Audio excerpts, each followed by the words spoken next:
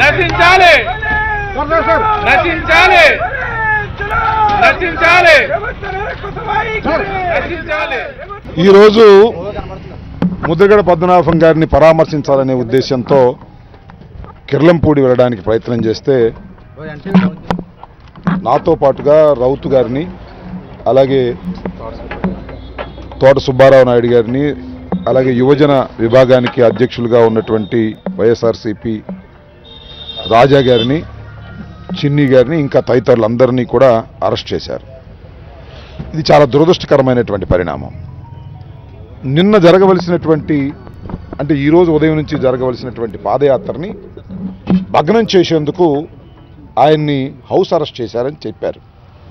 House arrest చేసినటువంటి ముద్రగడ పద్మనాభం గారి పరిస్థితి ఎలా ఉందో తెలుసుకోవాలనే ఉద్దేశంతో మేము వెళ్ళాం తప్ప అక్కడ శాంతి భద్రతలకు విఘాతం కలిగించే పనులు చేయాలనే ఉద్దేశంతో మేము వెళ్ళలేదు. అక్కడ ఎస్పీ గారితో మాట్లాడాం, అక్కడ ఉన్నటువంటి అధికారులతో మాట్లాడాం, వెళ్ళి పరామర్శించి వచ్చేస్తాము అని చెప్పినా కూడా మరి వెళ్ళనీయకోకుండా ఉండడానికి గల కారణం ఏమిటో నాకు అర్థం కాలేదు.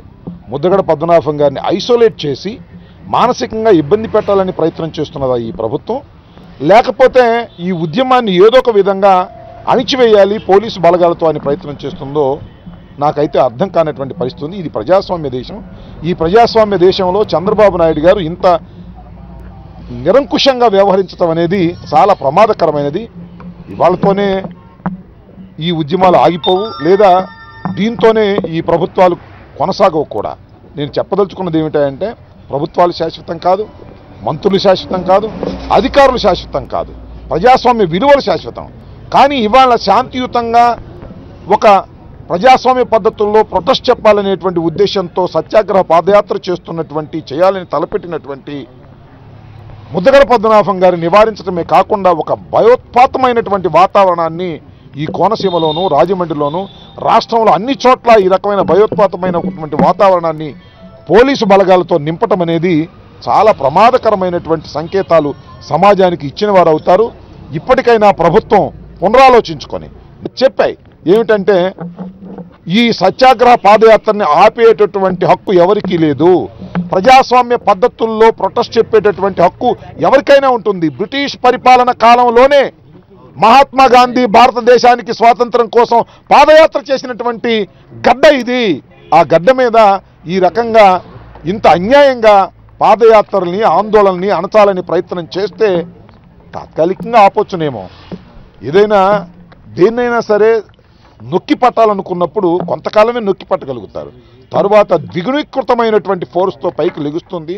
ఇవాళ పోలీసు బలగాలతో ఒక కులాన్ని, ఒక కుల ఉద్యమాన్ని, అది కూడా చంద్రబాబు నాయుడు గారు హామీ ఇచ్చినటువంటి డిమాండ్ కోసం జరుగుతున్నటువంటి దాన్ని అణచాలని ప్రయత్నం చేసినప్పుడు ఉవ్వెత్తున కెరటంలాగా లెగుస్తుంది. దీనికి ప్రతిఫలం చంద్రబాబు నాయుడు గారి ప్రభుత్వం తప్పనిసరిగా చెల్లించక తప్పదు. ఇవాళ మమ్మల్ని అరెస్ట్ చేయడం అనేది అన్యాయమైనటువంటి విషయం, ఇది అప్రజాస్వామికమైనటువంటి విషయం. ఇలా కొనసాగటం సరైనటువంటి పద్ధతి కాదని మేము డిమాండ్ చేస్తున్నాం. ఇప్పటికైనా మమ్మల్ని ముద్రగడ పద్మనాభం గారిని పరామర్శించే అవకాశం కల్పించాలని కోరుతున్నాం. అసలు ముద్రగడ పద్మనాభం గారి చుట్టుపక్కల ఏం జరుగుతుంది, ఆయన ఏం చేస్తున్నారు, ఆయన మానసికంగా ఇబ్బంది పెడుతున్నారా? ఇంతకు ముందు కూడా పోలీస్ స్టేషన్లో ఆయన్ని నిర్బంధించి అనేకమైనటువంటి హింసాత్మకమైనటువంటి ధోరణితో ఆయన మీద మీరు మానసికంగా ప్రయత్నం చేశారు. మాకు కూడా ఇప్పుడు ఆందోళనగా ఉన్నది, ఆయన్ని చూడాల్సినటువంటి అవసరం ఉన్నది. లేదా టీవీలకి ఆయన్ని ప్రొడ్యూస్ చేయమని కూడా మేము ఈ సందర్భంగా కోరుతున్నాం. మీడియా కూడా వెళ్ళి వారితో మాట్లాడే అవకాశం కల్పించకపోతే ఇవాళ రేపు ఒక భయోత్పాతమైనటువంటి అనుమానాలు కలిగేటటువంటి అవకాశం ఉందని ఈ సందర్భంగా చెప్పదలుచుకున్నాం.